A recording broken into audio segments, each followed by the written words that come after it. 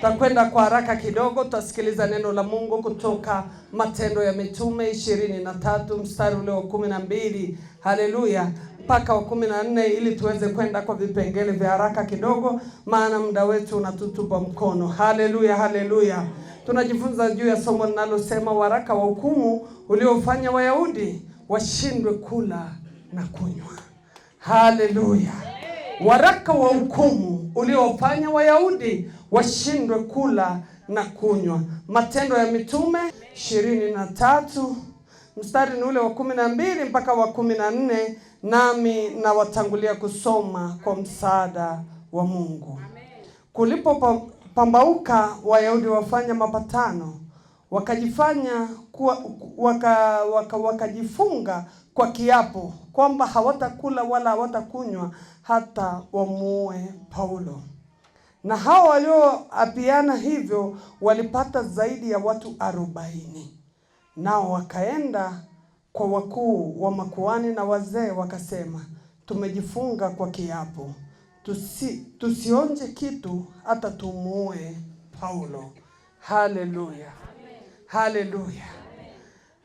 Kwenye ulimwengu wa roho, kumbe kuna watu wanafanya viapo kwa ajili ya watu wengine. Wapendwa, kuna mambo maishani si ya kawaida, ni ya kiroho sana. Haleluya. Kuna vita visivyoonekana vinavyoamuliwa kwa mipango, kwa maneno na maagano ya siri. Haleluya. Wayahudi wakafanya mashauri, wakajifunga kwa laana, wakasema hawatakula wala hawatakunywa hata watakapomuua Paulo. Haleluya. Hii haikuwa kawaida. Walifunga kwa hasira, walifanya agano la mauti, walikusudia kuharibu maisha ya Paulo. Haleluya. Na hata leo angalia, kuna mipango gani ya siri dhidi yako, na Mungu anaivunjaje? Haleluya, haleluya. Namba 1, kuna mipango ya siri dhidi ya watu wa Mungu. Haleluya. Hawa watu walikaa pamoja, walipanga pamoja, wakala kiapo. Hii ni picha ya mipango ya gizani, maamuzi ya siri, vita vya kiroho visivyoonekana. Haleluya, haleluya. Zaburi ya 64 mstari ule wa 2. Nataka kwenda kidogo, lakini tutarudi kwenye hii vita ya siri. Naomba nipate watu kama 10 majasiri kabisa watakaosimama.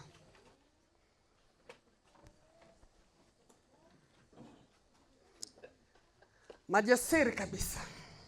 Huyu ni Mungu.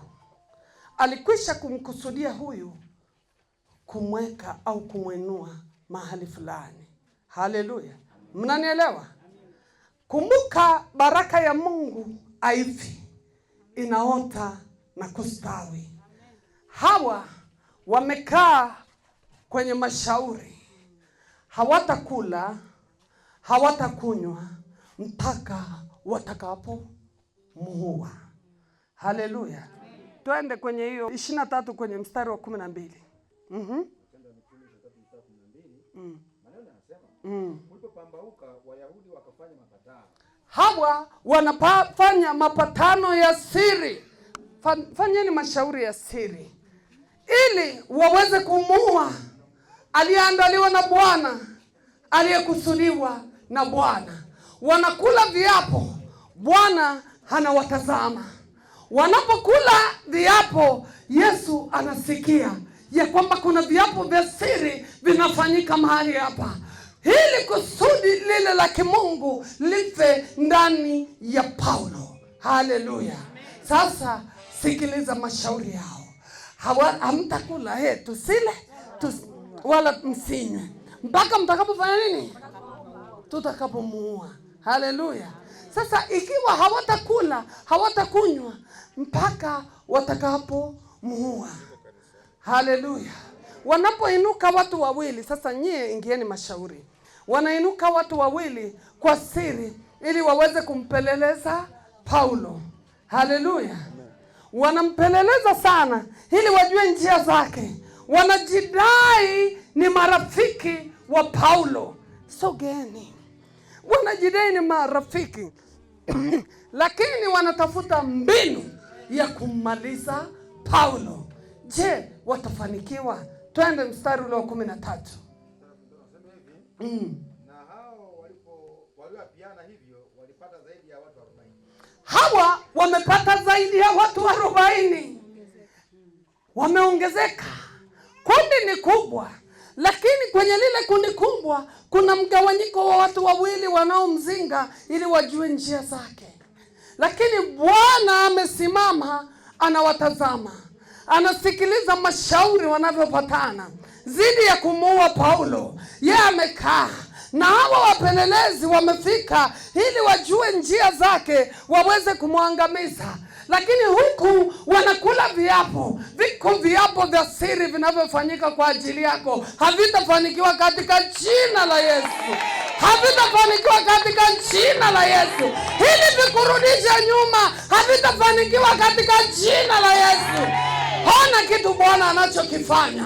Wamepanga mashauri. Lengo lao kubwa ni kumwangamiza Paulo, lakini Paulo ana kusudi lile la kiungu ndani yake. Mungu yupo kwa kuwa alikwisha kumkusudia Paulo, ameweka kusudi ndani ya Paulo. Lakini hawa wamejidai ni marafiki, wajue njia za Paulo, waweze kufikishia waliokula kiapo dhidi ya kumuua. Hawa wametuma wapelelezi, lakini Mungu jemedari wa vita amesimama pembeni.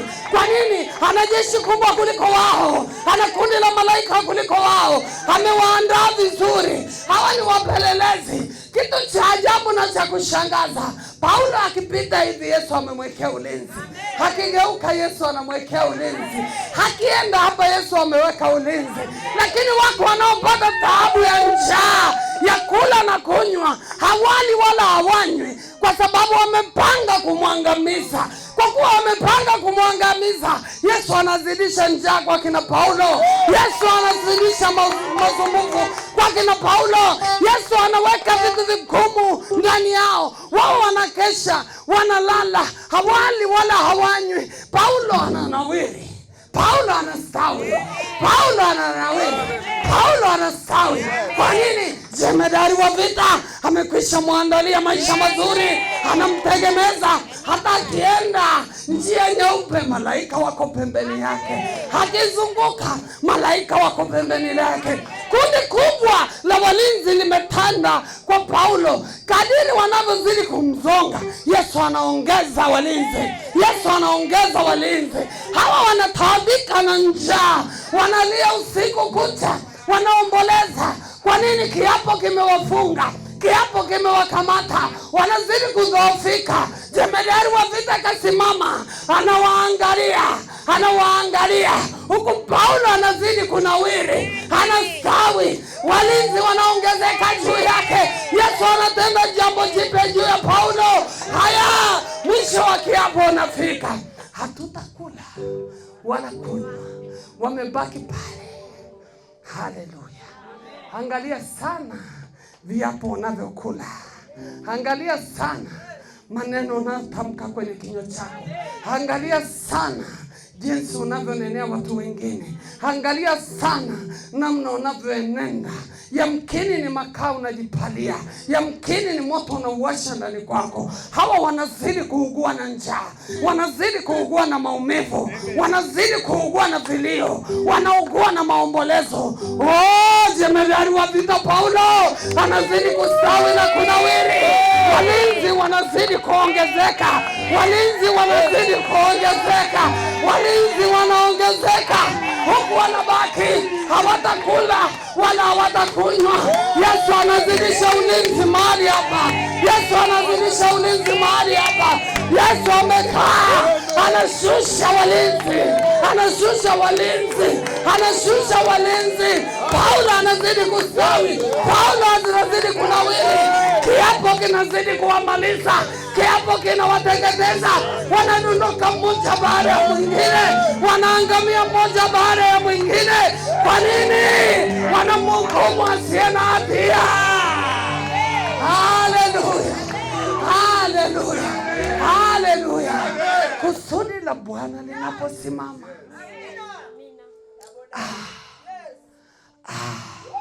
walinzi wanaongezeka, huku wanazidi kuangamia.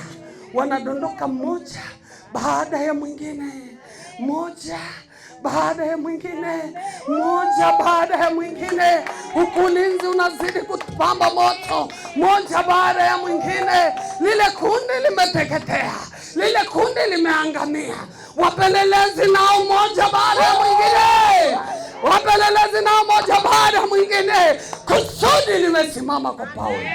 Na wewe leo kusudi la Bwana likasimame katika jina la Yesu. Waliokukusudia mabaya wakateketee katika jina la Yesu. Waliokupangia mabaya wakaangamie katika jina la Yesu. Mjadala ukafungwe katika jina la Yesu. Ukawe na historia mpya katika jina la Yesu. Haleluya, haleluya, haleluya. Wakapanga wasile wala wasinywe.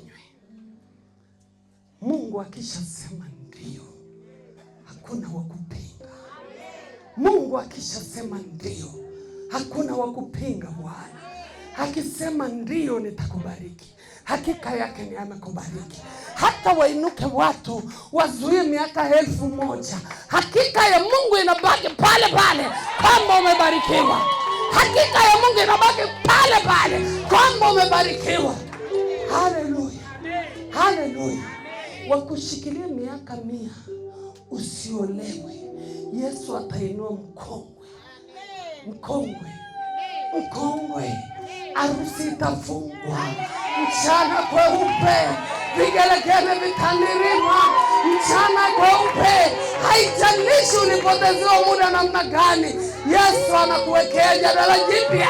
Anafuta ukurasa wa zamani, analeta ukurasa mpya, analeta ukurasa mpya, analeta ukurasa mpya katika jina la Yesu. Pokea.